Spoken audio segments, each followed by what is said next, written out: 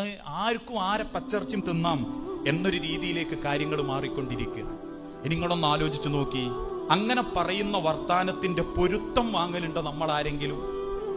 ഞാനൊരു ഉദാഹരണം പറഞ്ഞുതരാം. ഒരു കല്യാണ ഈ വീട്ടിൽ കല്യാണം കഴിഞ്ഞു എന്ന് കരുതുക.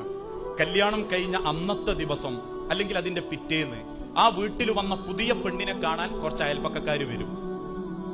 ആ അയൽപ്പക്കക്കാര് കയറി വന്ന ആ പുതിയ പെണ്ണിനോട് വർത്താനം പറയുമ്പോൾ പറയാനൊരു മടിയേക്കും. അത് ഏത് മനുഷ്യനും ഉണ്ടാകുന്ന ഒരു പുതിയ പൊരയിലേക്ക് വരുമ്പോൾ ആ പെൺകുട്ടി ആകെ ബേജാറിലായിരിക്കും. ഇതുവരെ ജീവിച്ച പൊരയല്ല, പിയാപ്പിളന്റെ പൊരയാ. അമിതമായി സംസാരിച്ച വലു കരുതും ഇതൊരു വായാടിയാണ്.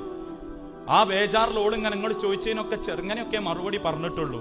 നിങ്ങളോട് ചിരിക്കാനൊക്കെ ആ പാവത്തിന് പറ്റിയിട്ടുമില്ല. പക്ഷെ ഇറങ്ങിപ്പോരുമ്പോ നമ്മൾ തമ്മിൽ എന്താ പറയാന്നറിയോ, ലേശം കിബറുണ്ടെന്ന് തോന്നുന്നു. മിണ്ടണമൊന്നുമില്ല, എവിടുന്നോ കൊമ്പത്തുനിന്ന് വന്നതായതുകൊണ്ടായിരിക്കും. അവസാനം ഒരു 4 മാസം കഴിഞ്ഞ് ഒക്കെ പരിചയമായി, ഇത് കദീശത്താത്തയാണ്, മറ്റേ